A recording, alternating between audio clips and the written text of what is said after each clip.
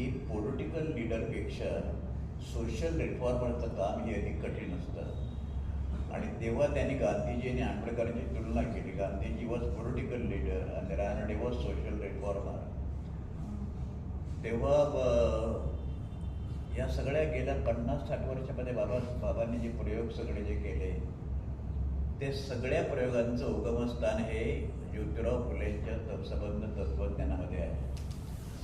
मगाशी तो जो फुल्यांचा अभंग जो म्हटला त्याला फुले अखंड म्हणायचे, ते ऐकताना मी आणि दलवाई एकदम मी गारच झालो. म्हणजे असं की फुल्यांच्या अखंडांवरच कितीतरी लोकांनी काम केलेलं आहे.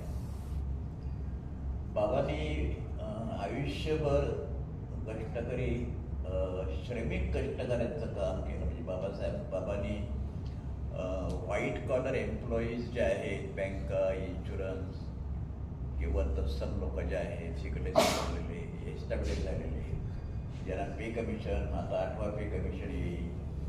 कॅबिनेट सेक्रेटरीचा पगार 5 लाख रुपये वर्षाला महिन्याला होईल.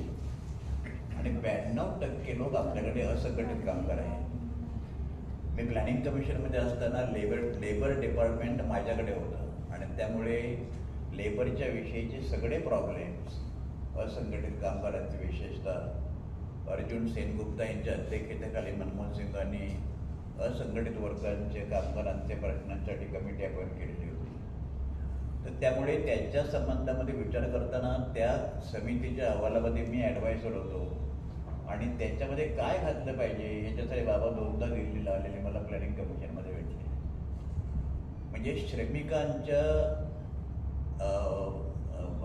प्रतिष्ठेसाठी, शारीरिक श्रमाला प्रतिष्ठा देण्यासाठी आणि त्यांचे दैनंदिन प्रॉब्लेम सोडवण्यासाठी ज्या ज्या पातळीवर बाबांना काम करणं शक्य होतं त्या सगळ्या पातळ्यांच्यावर बाबांनी काम केलं.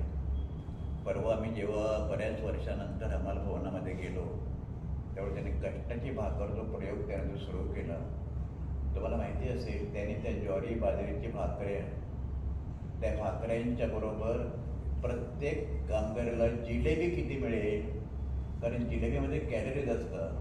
म्हणजे ज्वारी आणि बाजरी हे मिलेट्स म्हणजे कोर सिरियल्स, म्हणजे काय म्हणतात त्याला, ते इन्फिरियर कनिष्ठ अन्न. आणि तांदूळ आणि गहू हे अधिक प्रेस्टिजियस, कारण त्यांच्यामध्ये कॅलरीज जास्त असतात. तर त्या कॅलरीजचं कॉम्पेन्सेशन ते स्वतः डॉक्टर होते आणि ते कॉम्पेन्सेशन करण्यासाठी बाबांनी